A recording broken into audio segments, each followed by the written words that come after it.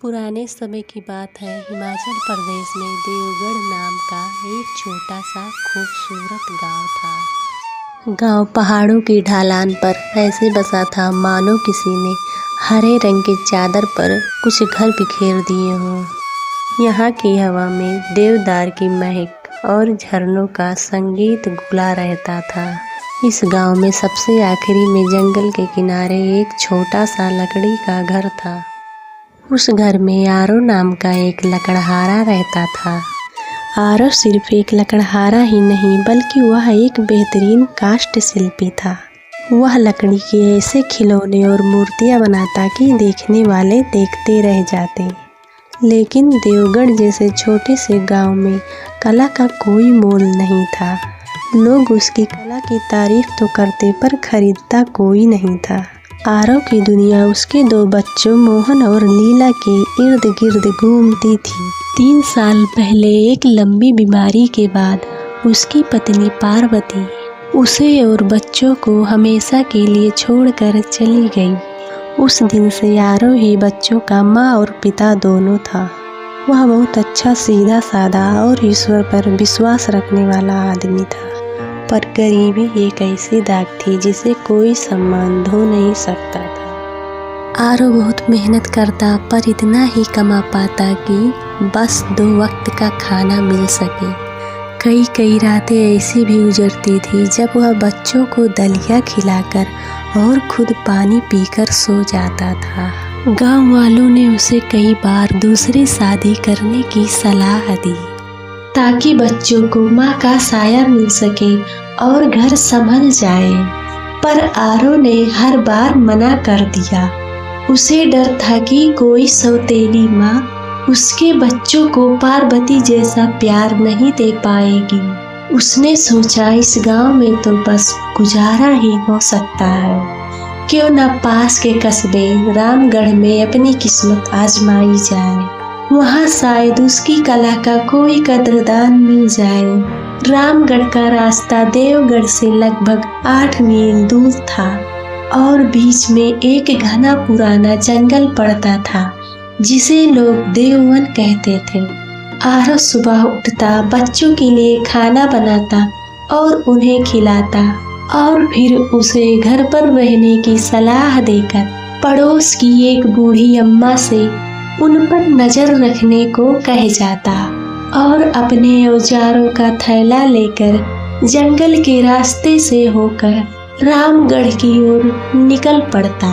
रामगढ़ में जाकर काम करने से उसकी आर्थिक स्थिति में थोड़ा सुधार तो हुआ, पर मुश्किल थी आना जाना। देववन का रास्ता सुनसान और कुछ हद तक डरावना था।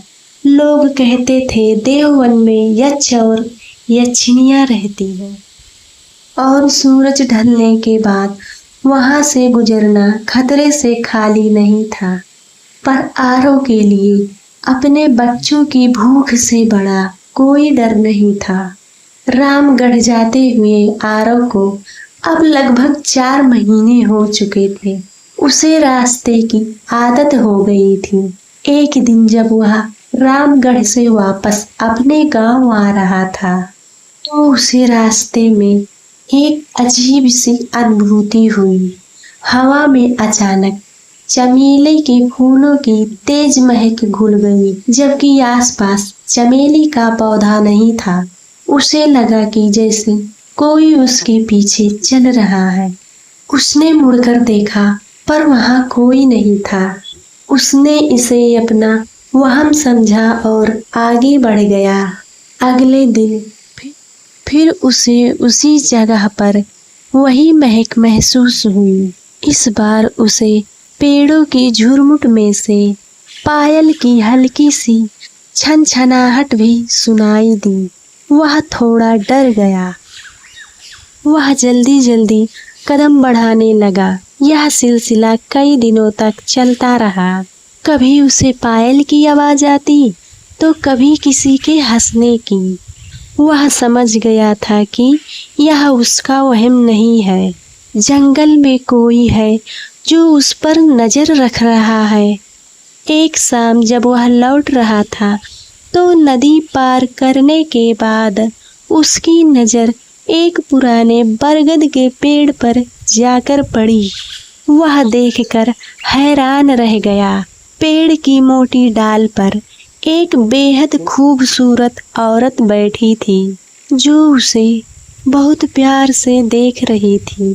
उसने सोने की तार से जड़े हुए वस्त्र पहने थे और उसके लंबे काले बाल हवा में लहरा रहे थे। उसकी सुंदरता इतनी अलौकिक थी कि आरव एक पल के लिए अपनी सुध बुध खो बैठा। आरव डर गया। वह जल्दी जल्दी आगे बढ़ने लगा तो पीछे से एक गंभीर और मधुर आवाज आई, आरव रुक जाओ ना। ना चाहते हुए भी आरव के कदम वहीं जम गए। औरत जल्दी से कूदकर नीचे उतरी और आरव के पास पहुंची। उसकी चाल में एक अजीब सी नजाकत थी। आरव ने कांपती आवाज में पूछा, तुम कौन हो और क्या चाहती हो? वह औरत मुस्कुराई। उसकी मुस्कान में चांद की चमक थी। मेरा नाम दमयंती है, मैं इसी वन में रहती हूँ। आरव सोचने लगा कि इस जंगल में तो कोई नहीं रहता।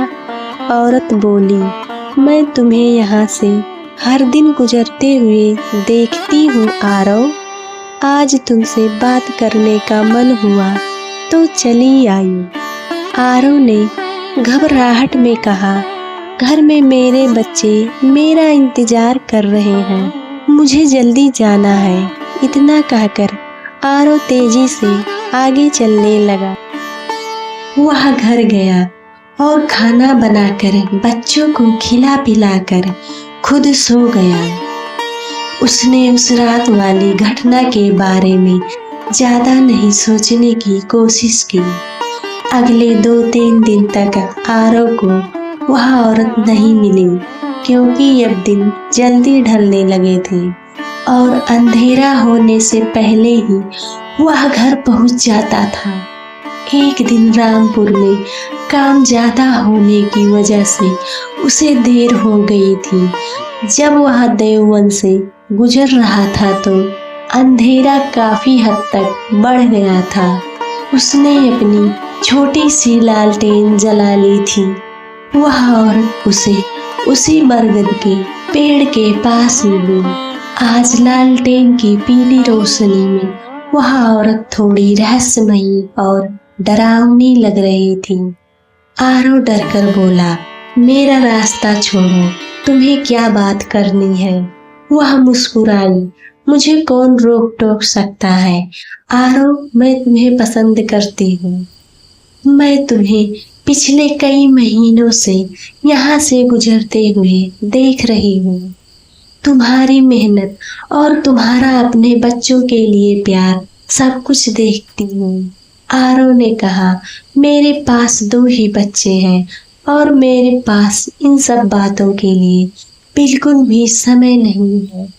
औरत बोली, मैं तुम्हारे बारे में सब जानती हूँ आरव, क्या तुम मुझसे विवाह करोगे? आरव बोला, क्या बोल रही हो? मैं तुम्हें जानता तक नहीं और विवाह की बात तो बहुत दूर की बात है। मैं अपने बच्चों का पेट मुश्किल से पाल पाता हूँ और विवाह का बोझ उठाना अब मेरे बस में नहीं है। औरत बोली, आरव, अगर तुम मुझसे विवाह करोगे तो तुम्हारी गरीबी हमेशा के लिए दूर हो सकती है। सोच लेना आरव, मैं तुम्हें यहीं मिलती रहूंगी। इतना कहकर वह औरत पेड़ों की झुरमुट में से ऐसे गायब हो गई जैसे वह कभी थी ही नहीं। अगले दिन आरव का काम में मन बिल्कुल नहीं लगा। वह जिस गांव में काम करने जाता था, वहां के पुजारी पंडित रामदत्त बहुत ज्ञानी माने जाते थे। आरव उनके पास गया और खुद के साथ हो रही सारी घटना उन्हें बताई। पंडित जी की आंखों में चिंता की लकीरें उभर आईं। वह बोले, बेटा, देववन में कोई साधारण स्त्री नहीं रहती। मैंने भी उस अलौकिक स्त्री के बारे में सुना है, पर कभी देखा नहीं। आरो, तुम जल्दी जाओ। अगर आज तुम्हें वह मिले तो अपने बातों में उसे उलझा कर रखना और उसकी आंखों को ध्यान से देखना कि वह पलकें झपकाती है कि नहीं। यक्ष और यक्षिणियां कभी पलकें नहीं झपकाती। और एक बात, तुम उसके पैर भी देखना कि पंजे किस तरफ हैं। आरो ने अब अपने गांव का रास्ता लिया। जब वह नदी पार कर